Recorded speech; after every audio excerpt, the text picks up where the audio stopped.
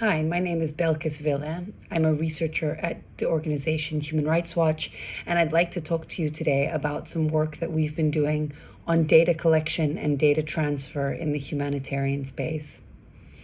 What we've seen over the last years working close to conflicts and crises around the world is that in some cases, humanitarian organizations and the humanitarian sector as a whole have employed really bad data practices. We see things like problems around informed consent, or not even trying to obtain informed consent from individuals when taking their data. In a way, it's almost become a transactional relationship where organizations will demand someone's fingerprints, their iris scan, in exchange for them receiving a tent, water, food. And what we're concerned with is that these data practices are sometimes causing harm. And there we're not talking just about violations of people's right to privacy, but we're talking about many other very real harms. Today, I'd like to talk to you a little bit about some recent research that we published a report on in June of this year. And in that research, we looked at an exercise, a joint registration exercise carried out by UNHCR in Bangladesh. UNHCR came in at the request of the Bangladeshi government to register all Rohingya refugees that had fled the situation in Myanmar across the border in 2017 and had arrived in the country. UNHCR collected these individuals' basic biodata, but also sensitive information that included their biometrics, their fingerprints, their iris scans. Now, at the time, many Rohingya were actually worried that this data may end up in the hands of the Myanmar authorities, the authorities that they had fled from, the authorities that had committed crimes against humanity against them. And they held protests. They said, we don't want to be registered by UNHCR. UNHCR told them publicly many, many times, don't worry, your data will not be shared with Myanmar without your informed consent.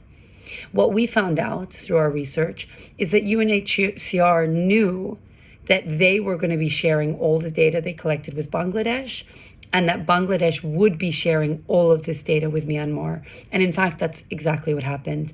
Bangladesh has shared lists of the names of over 830,000 people with Myanmar, as well as this data that UNHCR collected.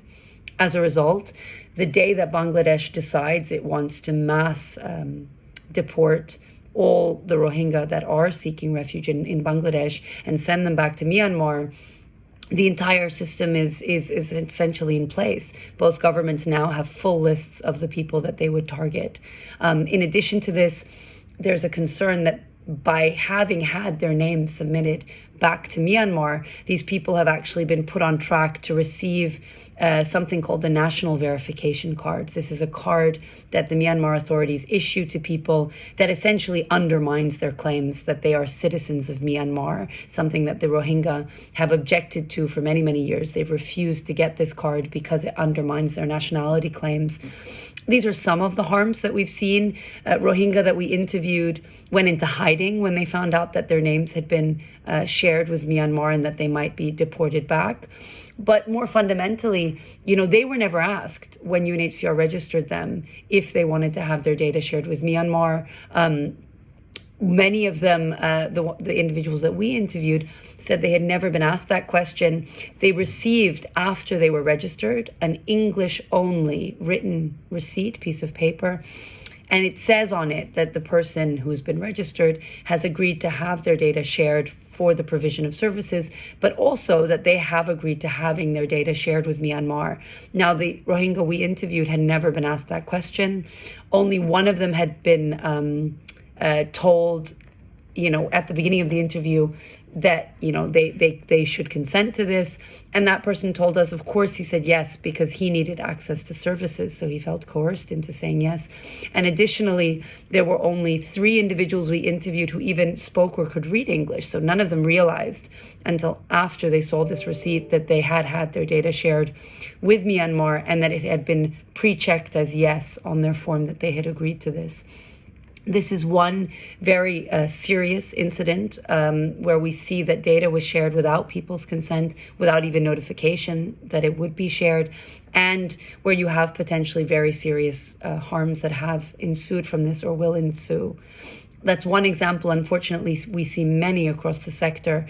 And what we really need to see is organizations taking much more seriously the need to conduct things like data protection impact assessments, assessments that really get at what harm might come from data that organizations are collecting and how they can appropriately mitigate those harms and that risk.